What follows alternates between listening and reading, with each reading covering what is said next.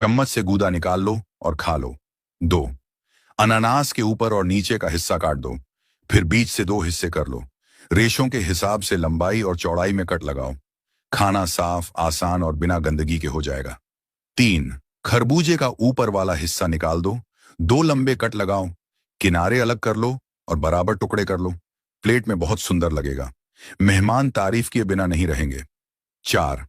अनार के ऊपर छोटा सा चौकोर कट लगाओ और ढक्कन जैसा हिस्सा निकाल लो। जहां सफेद लाइन दिखे वहां नीचे की ओर कट लगाओ। डंठल वाला हिस्सा हटा दो। अनार को खोलो, झिल्लियां निकालो, फिर इसे कटोरे के ऊपर उल्टा करके अच्छी तरह थपथपाओ। जितने दाने बचे हों उन्हें भी निकाल लो। एकदम साफ अनार मिल जाएगा। 5. कीवी के ऊपर नीचे का हिस्सा काट दो, साइड से चम्मच डालो और घुमाओ।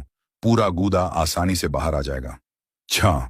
ड्रैगन फ्रूट को बीच से आधा काटो, अंदर 3 लंबे कट और 2 छोटे कट लगाओ।